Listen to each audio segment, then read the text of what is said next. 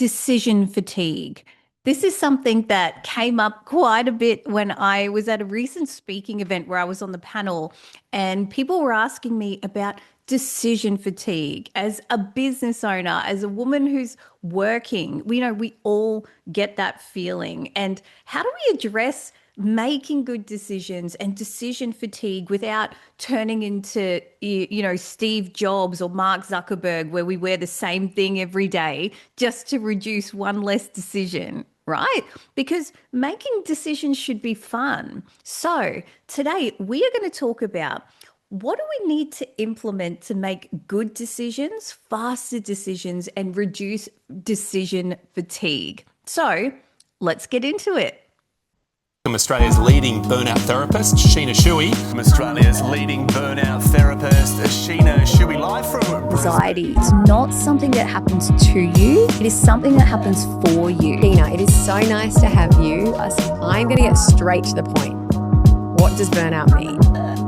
Oh, that is a really big question.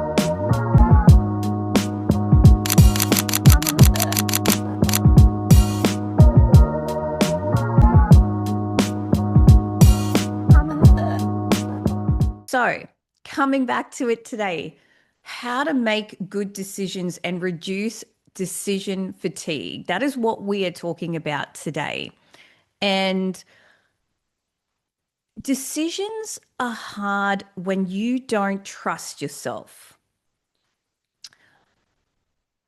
I'm just going to let that sizzle, simmer, sit with you. Take this in because this is the basis of what we're going to talk about next is decisions are hard when you don't trust yourself.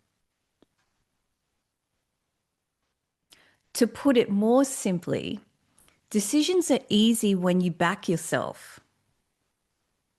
Decisions are easy when you trust yourself. Decisions are easy when you know that everything's going to work out regardless of whether you make a good or bad decision. Half the reason that we get decision fatigue is because the energy and output we put into questioning the decision in the first place. So decision fatigue doesn't necessarily come from yes, no. Because if you can imagine, I was showing you a bunch of cards in front of you, and I just had to ask you to tell me if they're blue or they're yellow, blue or yellow. And I'm showing you all these deck of cards, and I go, what's this one? And you just go blue, blue, yellow, blue, yellow, yellow, yellow, blue. You could do that for hours almost, other than the boredom, but you could do that because you're not questioning the color blue. You're not questioning the color yellow. You're not questioning yourself of, do I know what blue and yellow are? Right? So you can make a lot of decisions without the decision fatigue if you're not putting the energy into, should I have made that decision? What if it goes wrong? What if this? What if that? Can I backtrack? The anxiety and the fear are there. And that also shows you what fear and anxiety is coming up for you. So, what areas of your life do you get the most decision fatigue? So, I'll give you an example. I'm going to be really honest here and go, something that really kind of freaked me out or gave me a lot of decision fatigue was what we talked about right at the beginning, where choosing outfits or, picking what to wear, for example. Now, I didn't have decision fatigue in other areas, but it was around that, or I would question my decisions constantly. And what that was showing me is that I didn't have self-trust and self-love in the area of my appearance. It was another insecurity showing up as difficulty making decisions. Now, this might be where decisions show up for you and show up your insecurity. So again, let's say you're having difficulty picking a mentor, or you're having difficulty choosing, the next offer in your business or the next move that you need to make, in your investments or whatever. Is there insecurity about money? Because if you trust yourself of like, hey, I'm happy to spend X amount on whatever, and even if it doesn't work out, I can just get that back. I can just earn that back. I'm great with money. I'm good at money. Versus someone who's like, money is so difficult. It's so hard. Like you can tell when someone's hesitant to spend or easy to spend because of their energy. People and the people I know who earn the most tend to have not a reckless energy. They're not just throwing money away, but they make an informed decision. Don't get me wrong. So we're not just saying make a decision without thinking about it. They think about it, but then they're not putting emotional energy into it where they go, look, here's the pros and cons of making a decision. Look, worst case scenario, I lose that money, but at least I'll have the experience or I'll know what I don't want. Such a positive outlook. And they go, and I always make money. I always trust myself. I know that I can always earn more. Not a big deal. Not worth fretting about all that money. I know some people who will fret about losing $10, right? And I know other people who wouldn't fret about losing $10,000. Everyone's capacity around that's different. But again, you can use the fatigue, the emotional, the anxiety information you are getting from yourself around decisions to show you where your insecurities lie. And so, how do we make better decisions? How do we address the decision fatigue now that we know that there's two things contributing to it? One, there's an insecurity underneath it all, unpacking it all, sitting there that is bringing this out, right? And the insecurity is the thing that's driving some of the difficulty with decisions. And then the second thing is, how do I trust myself? How do I build self-trust so that I can make good decisions, fast decisions, decisions where I don't have as much emotional investment, because that emotional investment, that anxiety is really what's driving the feeling of difficulty in making a decision. So just take a moment here, really think about where's an area that you have difficulty making decisions in. It could be big or small. So I know people who struggle to make a decision at a restaurant with food, or they, again, like myself, sometimes struggle with questioning what outfit to wear or putting an outfit together. Or it could be struggle to choose what to do on the weekend. What am I going to do with some of my free time? And so they default back to work because that's their comfort zone, because they don't feel comfortable not knowing. But like, see how it all links together. So think about this for yourself. Where's an area that you have difficulty making decisions? Now ask yourself, what's the worst case scenario if I made a decision? So, for example, the food situation. Let's say someone has difficulty making decisions about picking off a menu or food. The insecurity might be that they're maybe on a health journey, or maybe they've struggled with an ED in the past.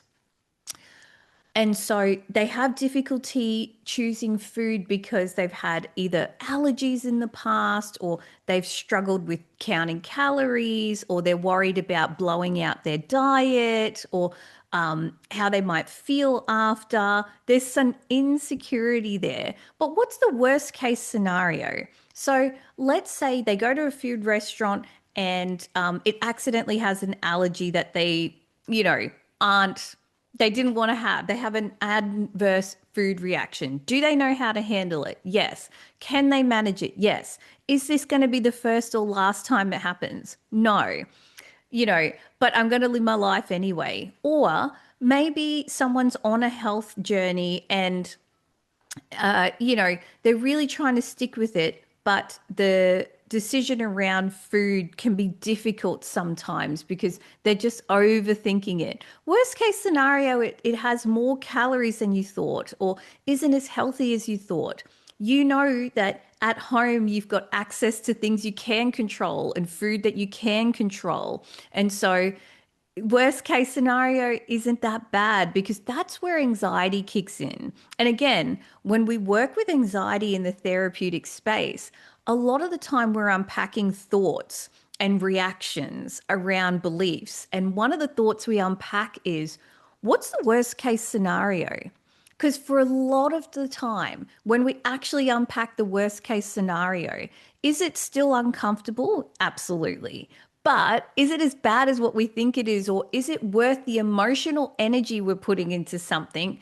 No, it really isn't. It's not that bad. So, even for myself, right? If we think about emotional energy being wasted when it comes to decisions, one of the difficult things I sometimes have is getting my kids out of the house on time and getting everyone on the time, and it really like gets my heart rate up, and I don't like how I can be a bit snappy with them or make them feel constantly rushed in the mornings. It's not a good way to start the day, feeling like, oh, mum's stressed and she's having a go and all of that.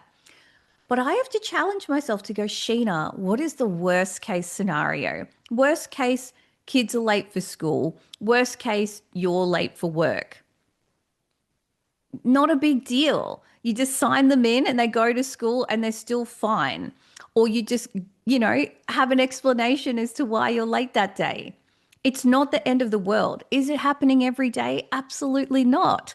Uh, you know, and if it does happen, is it that bad of a thing? No. Is it going to threaten my kids' education or threaten my work, or what does that look like? And do I have things I can do to control that and manage it? Absolutely. So that's one part of addressing decision fatigue, is actually asking yourself, where's the insecurity? Why do I not trust myself? And how can I get more clear on that? Now, the other thing is the building the self-trust, like we said, and getting clear about what you want in life. So self-trust is knowing what you want and trusting yourself to go after it. So if you don't know what you want, making decisions is harder. And when I say what you want, it's what is the lifestyle that you want? What is the person you're trying to be? Who are you trying to, what are the lessons you're trying to teach your kids or teach yourself? What is the person that you're trying to have values every day? How do you hold yourself every day? If you don't know what you're actually working towards, like, are you trying to be a good person? Are you trying to be a healthy person? Are you trying to be someone who leads with kindness or adventure or fun? Are you trying to build X in your business? Are you trying to grow wealth so you can have a house, or grow wealth so you can travel, or what is everything you're doing for? Is it to give your kids a good childhood? Is it to give yourself a good life? Is it so that you have more time off? What are you actually working towards? Because whenever you make a decision, does it align with my values and what I'm working for and who I want to be and what I want to do, or does it not? Two directions. Does this lean me towards the person and life I want to have, or does it not? Every single time you make a bigger decision, ask yourself, does it lead me closer and quicker and easier and more aligned with the person I'm trying to be and what I want, or does it push me further away from the person I'm trying to be and who I am and what I want? And then with smaller decisions, that's where the self-trust comes in, of going, Yes, no. Am I going to have Mexican or Thai for lunch? Doesn't matter. I'll figure it out anyway. I'll enjoy both. Am I going to choose this hairstyle or that hairstyle? Doesn't matter because whatever works out, hair grows back. It's fine. I can deal with the discomfort of a bad haircut. It's not that bad. Really questioning and pushing yourself, and then reducing some of the decisions you have in your life by having structure in routine is almost an obvious one at this point. So have a system for everything you do, whether it's cooking, cleaning, putting clothes on. Systems create habits, and habits require less thinking because they're automatic. So what can you do in your life that you can systemize and have a routine around and create a habit so it requires less thinking, less emotion from you?